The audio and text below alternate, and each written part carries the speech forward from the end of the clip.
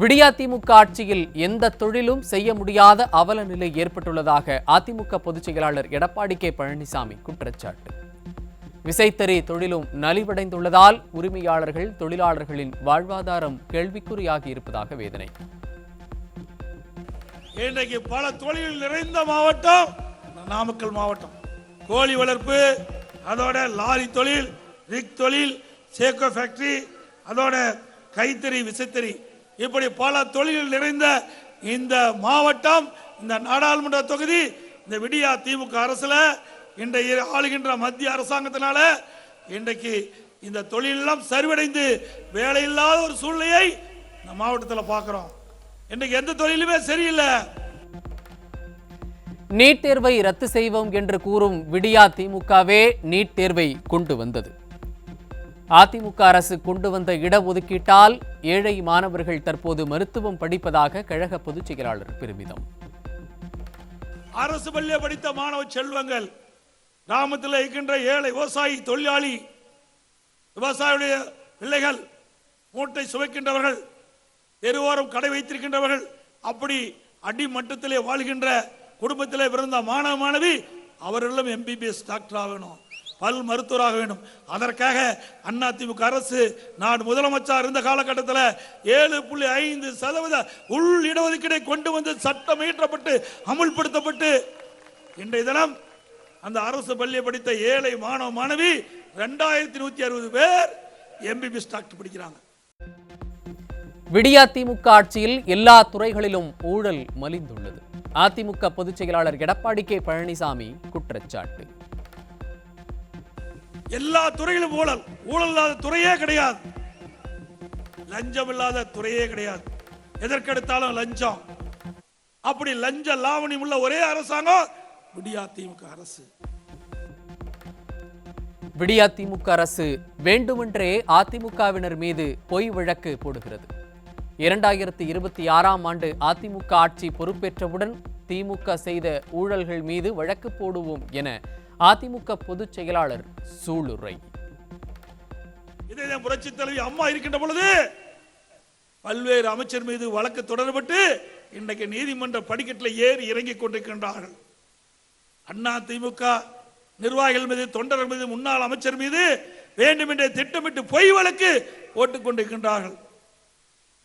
அனைத்து இந்திய அண்ணா திராவிட முன்னேற்ற கழக நிர்வாகிகள் செயல்படக்கூடாது, அவருடைய செயல்பாட்டை முடக்க வேண்டும் என்ற ஒரே எண்ணத்தின் அடிப்படையிலே நம்முடைய தகவல் தொழில்நுட்ப பிரிவைச் சேர்ந்த நிர்வாகிகள், கழக நிர்வாகிகள், தொண்டர்கள், முன்னாள் அமைச்சர்கள் மீது இன்றைக்கு வழக்கு மேல் வழக்கு போட்டுக் கொண்டிருக்கின்றார்கள். திரு ஸ்டாலின் அவர்களே, ஆட்சி மாறினால் காட்சி மாறும் என்பதை நினைவு கொள்ள வேண்டும். உங்களுக்கு தான் வழக்கு போட தெரியுமா? அறிவிச்சார் நம்முடைய விஜயபாஸ்கர் அவர்கள், முன்னாள் போக்குவரத்துறை அமைச்சர், கரூர்ல பேசினாரு. 24 மாசம் தான் இருக்குது திரு ஸ்டாலின் அவர்களே ஆட்சி மாற்றத்துக்கு. 24 மாதம் கழித்து நீங்கள் எப்படி எங்கள் மீது நீங்கள் பொய் வழக்கு போட்டுக்கிறீங்க? ஆனா நாங்க உங்க மீது பொய் வழக்கு போட மாட்டோம், உண்மையான வழக்க போடுவோம். அத்தனை ஊழல் நடந்திருக்குது உங்க ஆட்சியில. தமிழ்நாட்டு மக்களுக்கு பாதிப்படையும் எந்த ஒரு திட்டத்தையும் யார் கொண்டு வந்தாலும் அதிமுக எதிர்த்து போராடும். அதிமுக பொதுச் செயலாளர் எடப்பாடி கே பழனிசாமி பேச்சு. தமிழ்நாட்டு மக்களுக்கு தீங்கிழைக்கக்கூடிய, பாதிப்புக்கு அடையக்கூடிய எந்த திட்டம் எப்பொழுது வந்தாலும் எதிர்த்து போராடி வெல்வோம். அந்த தில்லு திராணி எங்ககிட்ட இருக்குது, உங்ககிட்ட இல்ல. அம்மா மக்கள் முன்னேற்ற கழகத்தின் மாநில துணை பொதுச் செயலாளர் அன்பழகன் தலைமையில் அக்கட்சியிலிருந்து விலகிய பலர் அதிமுகவில் இணைந்தனர். கழக பொதுச் செயலாளர் எடப்பாடி கே பழனிசாமி முன்னிலையில் தங்களை அதிமுகவில் இணைத்துக் கொண்டனர். நாடாளுமன்ற தேர்தல் வெற்றி சட்டமன்ற தேர்தலுக்கு அச்சாணியாக இருக்க வேண்டும். கரூர் பொதுக்கூட்டத்தில் அதிமுக பொதுச் செயலாளர் எடப்பாடி கே பழனிசாமி சூளுரை. 36 அமாவாசை போயிட்டுது, வீணா போச்சு, வீணா போயிட்டுது. பொம்மை முதலமைச்சரை தேர்ந்தெடுத்து திறமையற்ற முதலமைச்சரை அந்த நாட்டுக்கு முதலமைச்சராக்கி இன்றைக்கு 36 மாதம் வீணாக போய்விட்டது. இன்னும் 24 மாதம் இருக்கின்றது. ஒளிமயமான எதிர்காலம் தமிழகத்திற்கு காத்துக் கொண்டிருக்கின்றது. இந்த தேர்தல் வெற்றி அனைத்து இந்திய அண்ணா திராவிட முன்னேற்ற கழகம் அடுத்து வருகின்ற சட்டமன்ற தேர்தலுக்கு அச்சாணியாக விளங்குகின்ற நாடாளுமன்ற தேர்தல். அதிமுக ஆட்சியில் கொண்டுவரப்பட்ட திட்டங்களுக்கு விடியா திமுக அரசு மூடு விழா நடத்தி வருகிறது. அதிமுக பொதுச் செயலாளர் குற்றச்சாட்டு. குழந்தைகள் பள்ளியிலே படிக்கின்ற அரசு பள்ளியிலே படிக்கின்ற குழந்தைகள் அறிவுபூர்வமான குழந்தைகளாக திகழ வேண்டும், அதிக மதிப்பெண்கள் பெற வேண்டும், உலகத்தரத்திற்கு ஏற்ற கல்வி விஞ்ஞான கல்வியை கொடுக்க வேண்டும் என்பதற்காக நீதியம் புரட்சி தலைவி அம்மா சிந்தனையிலே ஒதுக்கப்பட்ட திட்டம் மடிக்கணினி திட்டம், லேப்டாப் கொடுக்கிற திட்டம்.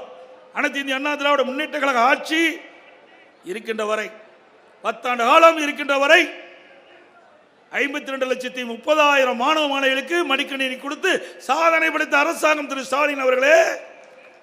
அதுக்காக 7,300 கோடி அதிமுக அரசு நிதி ஒதுக்கீடு செஞ்சது. அதையும் நிறுத்திக்கிட்டீங்க. ஆக மொத்தம் அதிமுக ஆட்சியில் கொண்டு வந்த திட்டங்கள் எல்லாம் மூடுவதுதான் திமுகவுடைய சாதனை, வேற எந்த சாதனையும் கிடையாது. காவிரி நீரை வழங்கினால்தான் இந்தியா கூட்டணியில் அங்கம் வகிப்பேன் என்று ஸ்டாலின் கோரிக்கை வைக்காதது ஏன்? ஸ்டாலின் கோரிக்கை வைத்திருந்தால் கர்நாடகாவிலிருந்து காவிரி நீர் கிடைத்திருக்கும் என அதிமுக பொதுச் செயலாளர் பேச்சு. கர்நாடகம் அணையிலிருந்து நமக்கு கிடைக்க வேண்டிய பங்கு நீர் திறக்கப்படல. உச்ச நீதிமன்றம் தீர்ப்புப்படி நமக்கு மாதந்தோறும் தண்ணி திறந்து விடணும், தண்ணி திறந்து விடல. ஆனால் திரு ஸ்டாலின் அவர்கள் கர்நாடகத்துக்கு போறார், இந்தியா கூட்டணி கூட்டத்தில் கலந்து கொள்ள போறார். அப்போது நமக்கு கிடைக்க வேண்டிய பங்கு நீரை நீர்ப்பாசனத்துறை அமைச்சர் கர்நாடக முதலமைச்சரை கேட்டு வாங்கியிருக்க வேணும். ஆனால் அவர்களுக்கு ஆட்சி அதிகாரம் தான் கண்ணுக்கு தெரிஞ்சது. குடும்பத்தில் கண்டு ஒரு ஆட்சி அதிகாரத்துக்கு வர வேண்டும். இந்த விவசாயிகளை பற்றி கவலை இல்லை, தமிழ்நாட்டு மக்களை பற்றி கவலை இல்லை. இந்த மக்கள் பற்றி கவலை இருந்தால் நமக்கு கிடைக்க வேண்டிய பங்கு நீரை அங்கேயே கேட்டு பெற்றுக்கலாம். அப்படி கர்நாடக அணையிலிருந்து தமிழ்நாட்டுக்கு வழங்க வேண்டிய பங்கு நீரை நீங்கள் வழங்கினால்தான் நான் இந்தியா கூட்டணியிலே நான் அங்கம் வைப்பேன் என்று ஒரு கோரிக்கையை வைத்திருந்தால் அது ஏற்றுக்கொள்ளப்பட்டு நமக்கு கிடைக்க வேண்டிய தண்ணீர் கர்நாடகிலிருந்து திறந்து விடப்பட்டிருக்கும். அதையெல்லாம் செய்ய மனமில்லை. ஏன்னா அவர்களுக்கு மக்கள் பற்றி கவலை இல்லை, வீட்டு மக்களை பற்றி தான் கவலை. பாட்டிலுக்கு 10 ரூபாய் வாங்கி மாதம் 3000 கோடி ரூபாய் திமுகவிற்கு கப்பம் கட்டி செயல் வீரர் ஆனவர் செந்தில் பாலாஜி. அதிமுக பொதுச் செயலாளர் எடப்பாடி கே பழனிசாமி சாடல். செந்தில் பாலாஜின்னு ஒருத்தர் இருந்தார், 10 ரூபா பாலாஜி. என்ன பாலாஜிங்க இருக்கிறாங்க? ஒரு நாளைக்கு தமிழ்நாட்டில் 1 கோடி பாட்டில் விற்கிது. மது பாட்டில் 1 கோடி மது பாட்டில் மதுக்கடையில் விற்கிது. ஒரு பாட்டிலுக்கு 10 ரூபா.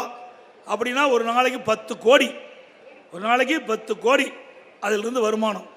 அது அப்படியே மாதம் 300 கோடி, வருஷம் 3600 கோடி. அப்படியே கப்பம் கட்டிட்டு இருந்தார். எங்கே கப்பம் கட்டணுமோ அங்கே கப்பம் கட்டிட்டு இருந்தார். அவர் தான் செயல் வீரராம். அதிமுக பொதுச் செயலாளர் எடப்பாடி கே பழனிசாமி நீலகிரி மற்றும் கோவை தொகுதிகளில் இன்று சூறாவளி பிரச்சார சுற்றுப்பயணம். நாடாளுமன்ற தேர்தலில் போட்டியிடும் கழக வேட்பாளர்களை ஆதரித்து வாக்கு சேகரிக்கிறார்.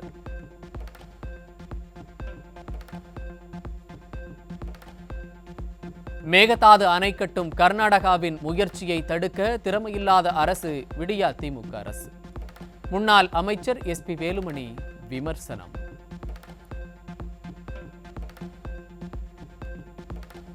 பாஜக ஆட்சியில் அம்பானியும் அதானியும், விடியா திமுக ஆட்சியில் ஸ்டாலின் மற்றும் கோபாலபுரம் குடும்பம் மட்டுமே நலமாக உள்ளனர். விழுப்புரம் நாடாளுமன்ற அதிமுக வெற்றி வேட்பாளர் பாக்கியராஜை ஆதரித்து பிரச்சார கூட்டத்தில் அதிமுக MP CV சண்முகம் கடும் தாக்கு.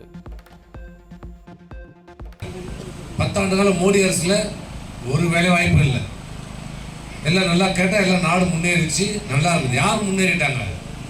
மோடி சொல்றாரு நாடு முன்னேறிச்சான். யார் முன்னேறினாங்க? அதானி அம்பானி முன்னேறிக்கிறாங்க. இந்த 2 பேர் தான் வாழறான் இந்தியாவில். மற்ற எல்லாம் எழுதிட்டான். தமிழ்நாட்டில் யார் நல்லா இருக்கிறாங்க? முதலமைச்சரை கேட்டால் சொல்றாரு எல்லாம் சௌக்கியமா இருக்கிறாங்க, எல்லாம் நல்லா இருக்கிறாங்க. ஃபோன் போட்டு கேட்குறாரு, நீங்களாம் சௌக்கியமா? நீ சௌக்கியமா இருக்கிறியாமா? உங்கள் வீட்டில் உங்கள் அப்பா அம்மாலாம் சௌக்கியமா இருக்கிறாங்களா? எல்லா பிரச்சனையும் உங்களுக்கு தீர்ந்து போச்சா? எல்லா கஷ்டமும் தீர்ந்து போச்சு அவங்களுக்கு. ஸ்டாலின் கேட்குறார், எல்லாரும் சௌக்கியமாக இருக்கீங்களான்னு. யார் நல்லா இருக்கிறா? கருணாநிதி குடும்பம் நல்லா இருக்குது, ஸ்டாலின் குடும்பம் நல்லா இருக்குது, உதயநிதி ஸ்டாலின் நல்லா இருக்கிறாரு, கனிமொழி குடும்பம் நல்லா இருக்குது. இந்த கோபாலபுரம் குடும்பத்தை தவிர வேற யாரும் நல்லா இருக்கீங்களா? திமுக காரன் தொண்டன் குடும்பம் கூட நல்லா இல்லை. திமுக ஆட்சிக்கு வந்தால் கேஸ் சிலிண்டருக்கு 100 ரூபாய் தருவதாக வாக்குறுதி அளித்து ஏமாற்றிய ஸ்டாலின். 100 ரூபாய் கொடுக்கவே வக்கில்லாத ஸ்டாலின் எப்படி 500 ரூபாய் தரப்போகிறார் என மாநிலங்களவை உறுப்பினர் CV சண்முகம் சரமாரி கேள்வி. சட்டமன்ற தேர்தலப்ப என்ன சொன்னார் ஸ்டாலின்? நான் முதலமைச்சர்னா உங்களுக்கு கேஸுக்கு 100 ரூபாய் தரனாரா இல்லையா? கொடுத்தாரா? 100 ரூபாய் கொடுத்தாரம்மா? உனக்கு தான் தெரியும், அவங்களுக்கு தான் தெரியும், உனக்கு தெரியாது. 100 ரூபாய் கொடுத்தாரம்மா உங்களுக்கு? இப்போ சொல்றாரு 500 ரூபாய் கேஸ் தருவோம்னு சொல்லி. 100 ரூபாய் கொடுக்க வக்கில்லாத ஸ்டாலினுக்கு 500 ரூபாய் எப்படிமா தருவாரு? கச்சத்தீவு விவகாரம், காவிரி நீர் பிரச்சனை, மீனவர் பிரச்சனை, இலங்கை தமிழர் படுகொலை என அனைத்திற்கும் திமுக மற்றும் காங்கிரஸே காரணம். தேமுதிக பொதுச் செயலாளர் பிரேமலதா விஜயகாந்த் குற்றச்சாட்டு.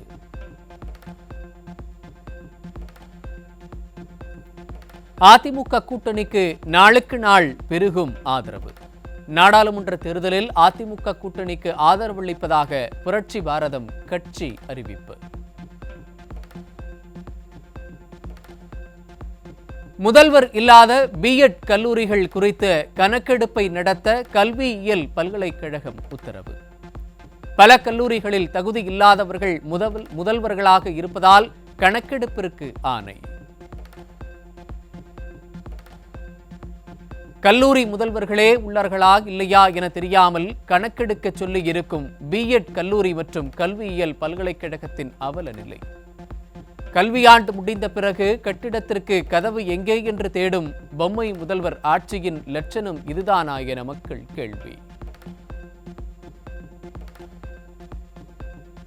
ஓய்வு பெற்ற அரசு போக்குவரத்து ஊழியர்களுக்கு 5% ஓய்வூதியம் மட்டுமே வழங்கும் விடியா அரசு. 50% ஓய்வூதியத்தை வழங்காமல் இழுத்தடிக்கும் விடியா அரசுக்கு ஓய்வு பெற்ற தொழிலாளர்கள் கடும் கண்டனம்.